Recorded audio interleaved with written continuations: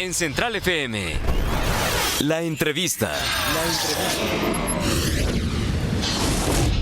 En Central FM, Equilibrio.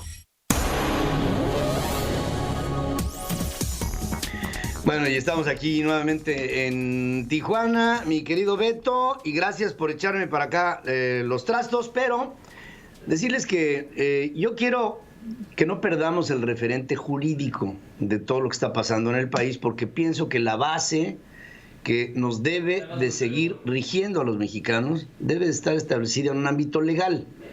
Hay gente que nace para observar las leyes y para litigar sobre ellas y para procurar la justicia en todos los ámbitos. Yo considero a Adolfo Solís, doctor en Derecho, como uno de los hombres hoy más importantes en términos del análisis y la ejecución de todo lo que tiene que ver con el ámbito legal en nuestro país. Y hoy tengo el privilegio de estar con él aquí en Tijuana y te saludo con mucho cariño. ¿Cómo estás, Adolfo? Bien, Pedro, qué gusto saludarte, ¿eh? Saludos a todos. Mucho gusto estar aquí contigo en Tijuana, en Baja California, y decirte, en términos generales, pienso que los mexicanos a lo que aspiramos es a tener una estructura legal que nos subordine a todos y que nos contemple. Pero hoy pareciera como si la memoranda se fuera en contra de las leyes, como si las ocurrencias se fueran en contra de los principios legales, como si se habla de sabotajes legales, ¿no? Como cuando buscas un amparo para que el presidente no haga algo y el presidente dice, y voy a revelar quién está detrás de esta oscuridad. Pero pues yo pienso que es una forma de desacreditar a la ley. ¿Cómo lo interpretas tú este momento que estamos viviendo los mexicanos? Bueno, es un momento muy preocupante para México porque en un país donde tenemos más leyes que en cualquier parte de Latinoamérica, somos el país que más leyes tiene en Latinoamérica, pero casualmente donde mayor incertidumbre jurídica vivimos. Tenemos un trastorno porque nuestro sistema no ha evolucionado. Hay dos sistemas, los de legalidad y los de justicia.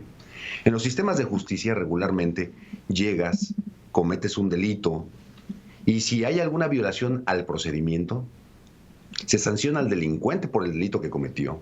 Más aparte se sanciona a aquel que violó el procedimiento. Si un policía le golpeó a la persona, si la torturó, y los dos se van a proceso. Ese es un sistema de justicia. O sea, cuando no opera, se conoce como el debido proceso, cuando no opera de manera legal una acción de la autoridad, entonces se sanciona a la autoridad. Por supuesto, se sanciona a ambos. Pero en México, tú puedes llegar, golpeas al delincuente, y eso se considera una violación a la detención. Y por tanto, eso genera la libertad del sujeto. Y no hay responsabilidad ¿para quién? Para el que golpeó. Ahí es cuando está la disrupción del sistema, porque hay sistemas que castigan las conductas, las que son punibles y no punibles, y que pueden llegar hasta un grado de infracción, y hay otros que este es el vehículo para generar, obviamente, la libertad del sujeto. Y ahí es donde empieza el trastorno, porque si tienes tú un sistema de legalidad que puede permitir eso, y aparte le sumas a veces un poder judicial en los estados y en la federación frágil. ¿Y frágil por qué? Porque hay jueces que están incrustados en el sistema que son pro sistema. Porque hay jueces todavía en el sistema que son corruptos. Porque hay jueces en el sistema que ya no estudian. Le dejan todo ese trabajo a los secretarios de acuerdo. Porque hay jueces en el sistema que todavía actúan bajo un compromiso político, de amistad, de enemistad. Hoy muchos de los litigantes en este país van y ponen o hacen valer sus derechos ante un juez y el juez se enoja, y esa es una sentencia en contra, ¿eh? Los jueces pueden cambiar los criterios discrecionalmente. Casualmente, donde mayor discrecionalidad se vive es en las sentencias del Poder Judicial, porque dentro de un mismo órgano judicial existen criterios diferentes. Eso no abona la certeza jurídica, eso no abona la certidumbre. Y lo más delicado es que cuando tú quieres defender esos derechos, existen todavía causales de sobreseimiento y de improcedencia en México que te frenan, que no te dejan avanzar. Usted carece de interés jurídico. Recuerdo aquel caso donde la homosexualidad llegó a defender sus derechos. Y dice, oye, yo tengo derecho al matrimonio en el mismo sexo. Y entonces el interés jurídico en México decía, oye, pero tú tienes que demostrar el daño personal y directo. Y para demostrar ese daño personal y directo, primero debes de demostrar que eres homosexual. Entonces, ¿cómo pasas por un test de demostración de homosexualidad cuando es una condición para poder acceder a los tribunales? A ver. Cuando vas al aborto, dicen, oye, vengo a reclamar los derechos a poder abortar, porque eso puede atentar contra mi dignidad o mi decisión. ¿Y qué dicen los tribunales? Pues usted demuestre que abortó. Si no demuestra que abortó, entonces carece de interés jurídico. Cuando vas y reclamas el desvío de fondos y dicen, a ver, ¿qué le robaron a usted? ¿Qué le robaron a usted? Dígame de dónde, cuánto dinero le quitaron de su bolsillo para que usted diga que así fue. Y vas a otra serie de tribunales y le dices, oye, ¿sabes que hay omisiones? Porque aquí ya hay cohechos, aquí ya hay observaciones de la Auditoría Superior de la Federación, y te dicen, a ver, pero demuéstrame que el dinero que se desvió, que se observó por la Auditoría Superior, salió de su bolsa, que usted pagó ese impuesto, que está dado de alta en Hacienda. Es decir, tenemos un sistema que pareciera que no nos deja avanzar, y ahí es donde está la fragmentación de la seguridad jurídica en México.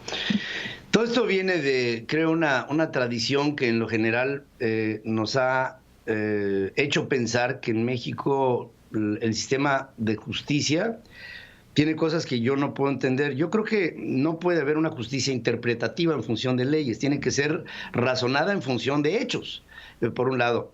Por el otro lado, creo que ese sesgo que ha comprado algunas de las voluntades del Poder Judicial o que ha hecho cómplice al Poder Judicial de ciertas acciones que son inconfesables porque están en el poder, ha hecho que los mexicanos nos sintamos, y este es un efecto que siento, nos sintamos en un estado de indefensión jurídica ante lo prevalente. O sea, a veces esto nos ha hecho a veces no reaccionar o no reclamar nuestros derechos porque sabemos que no se van a ejercer. Claro, y déjame decirte que, por ejemplo, lo que ocurre en muchas de las materias, que el gobierno hace presión a los jueces y los jueces no te dan la razón muchas ocasiones porque tienen temor que los muevan de plaza, porque han alcanzado su confort.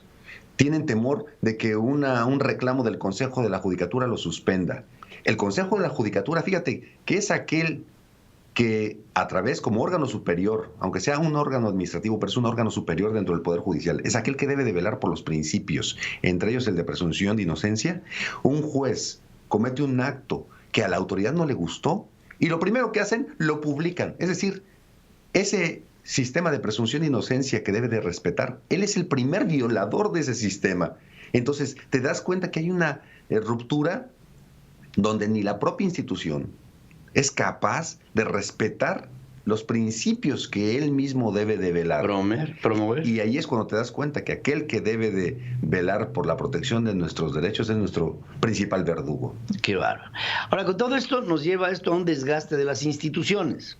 De repente nos encontramos con un presidente que ante una reforma educativa vigente y legal, él publica un memorándum para que no se respete. Nos encontramos con momentos en donde ante un mandato legal viene una calificación o una descalificación institucional desde el Ejecutivo en donde dice, aquí hay un amparo concedido que resulta sospechoso y con ello estoy sufriendo un sabotaje legal. Sabotaje legal, es decir, cuando las cosas favorecen a las instancias del poder, la legalidad está en su sitio y cuando no, la legalidad es, pues no sé, ilegal. Claro, porque en México todavía estamos acostumbrados a esa clásica invasión de poderes, esa clásica invasión donde el presidente en los últimos 100 años se ha sentido el dueño de las instituciones, el que manda, el que controla, el que decide, el que pone las reglas, y aquel está conmigo o está contra mí. Y lo que pasa hoy en esta estructura de gobierno que tenemos, estamos viendo eso. Aquel que se ampare contra mis proyectos, entonces voy a investigar a jueces que deben de ser corruptos naturalmente porque están contra mí, y a los abogados. Y a los abogados quejosos, ¿por qué? Porque naturalmente han de obtener algún beneficio con esto, o es un ataque político. Entonces no nos damos cuenta que en un Estado de Derecho, cualquiera de nosotros que se sienta agraviado, pues para eso está la Constitución.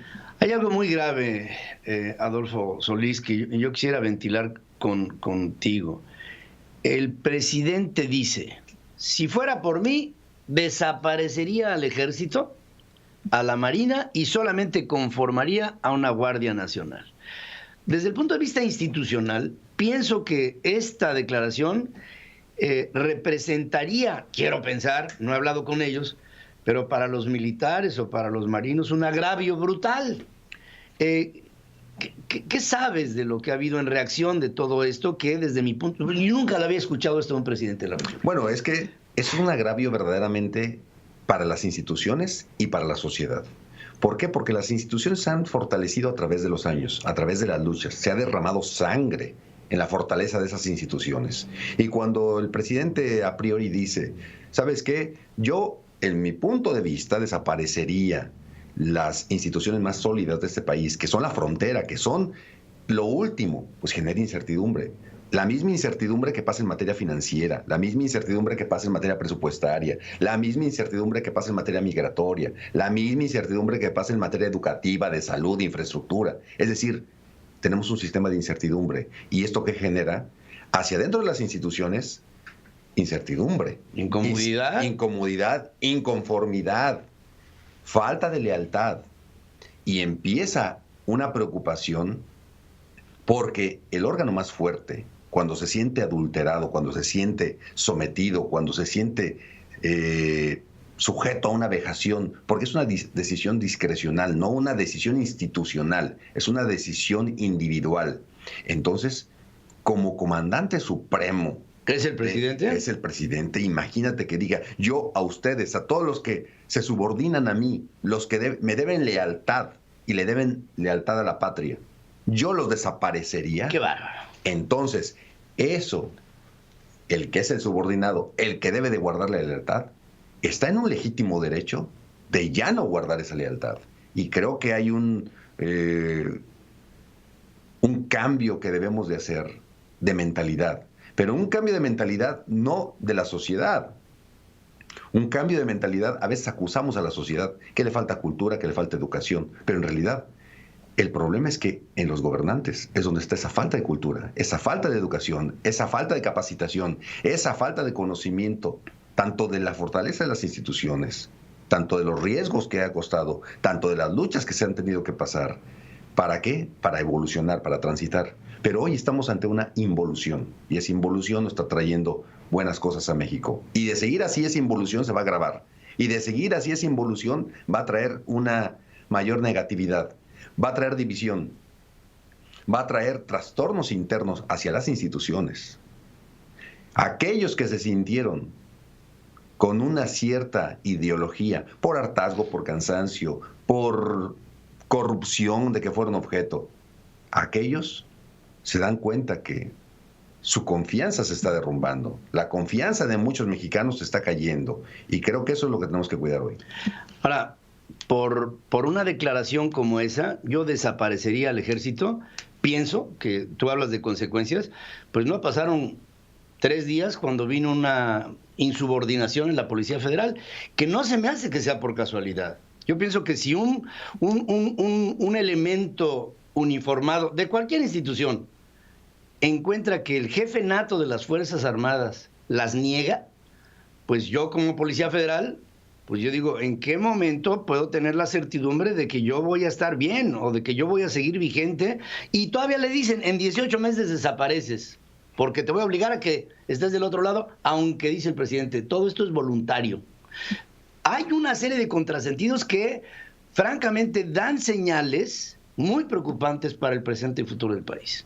Por supuesto, y recuerda que a través del tiempo solo hemos cambiado el nombre y uniforme a las personas. Punto.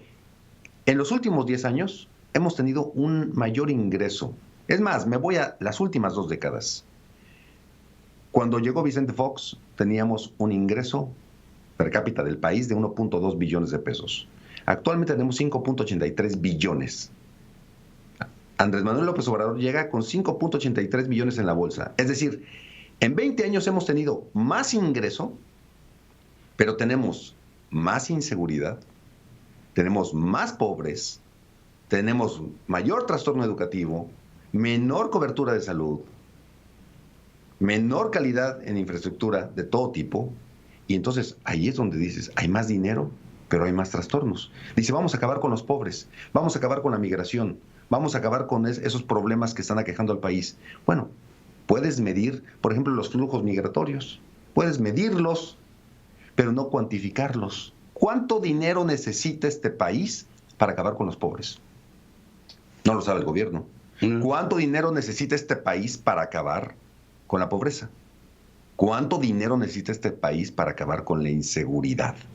Entonces, le cambies a gendarmería, le cambies a policía especializada, le cambies como le quieras poner, le llames como tú quieras a la policía. No se trata de un cambio de nombre o de identidad. Cosmético, ¿no? Eso es cosmético. Nada más lo que estás haciendo es gastar presupuestalmente porque tienes que tirar la papelería que ya no se va a utilizar, tienes que tirar los uniformes. Y mandarlos extra large. Por supuesto. Entonces, esa es la fractura. No tenemos una seguridad. La Policía Federal solo es el reflejo de la inconformidad, de las malas decisiones. Pero esto está apenas empezando. Veo, por lo que platico con el doctor Adolfo Solís, que la problemática de nuestro país tendría que empezarse a ver desde arriba hasta abajo. Y para mí, lo que está hasta arriba es un principio legal que a través de la Constitución a todos nos pone bajo el mismo rasero. Y hoy estamos sintiendo una falta de certeza, de certidumbre en este manejo legal que se tiene en nuestro país. Pero el problema más agudo es que veo que el principal promotor de esa falta de respeto a nuestras leyes es nuestro titular. Y ahí pienso que el problema se hace muy grave. Claro, y nuestra última frontera, que es el Poder Judicial, se ha visto fragmentado, se ha visto debilitado. ¿Por qué? Porque tenemos ministros a modo, amigos de presidentes, que han trabajado en instituciones que no le dan una seguridad a los mexicanos de poder defender sus derechos. Y con esos candados que tenemos, ¿qué ocurre en Estados Unidos? Hay una decisión y cualquier juez puede parar la decisión de un presidente. Aquí en México las grandes decisiones están segmentadas solo para la Suprema Corte, están concentradas. El verdadero poder en las controversias constitucionales, las acciones de inconstitucionalidad y los amparos en revisión más importantes están reservados a la Corte. Y aquí los jueces deberían tener esa potestad. Pero no somos independientes. Aquí el propio Poder Judicial está débil y fracturado. Tenemos, por otro lado, a un Poder Ejecutivo soberbio, con poca capacitación y con poca capacidad. Y tenemos a un Poder Legislativo que, en lugar de hacer bien las cosas, ha venido creando leyes y policías de policías que no han sido funcionales. Tan es así, más dinero, más trastornos, más leyes, más inseguridad jurídica. Entonces, algo está mal. Dame una palabra para la Suprema Corte de Justicia de la Nación. Corrupción. Ahí está. Doctor Adolfo Solís, un hombre de leyes aquí en el norte en todo el país, pero de una enorme influencia y presencia para mí de análisis fundamental de lo que en México hoy estamos viviendo. Quiero, antes que nada, terminar con un mensaje para la juventud que nazca bajo la inclinación de buscar tener un camino legal, es decir, los nuevos abogados, los nuevos hombres de las leyes en México. No se descorazonen de lo que pasa en el país en términos de justicia. Estudien y sigan su vocación, porque lo que tendremos que hacer en el presente y para el futuro es corregir a un sistema que hoy está viviendo una crisis. Las crisis se superan con actitud. Espero que trabajos y opiniones como las que acabo de recoger del doctor Solís le sirvan para estimularse y tener fe en un mejor país. Gracias por estar conmigo, Adolfo. Es un placer. Gracias.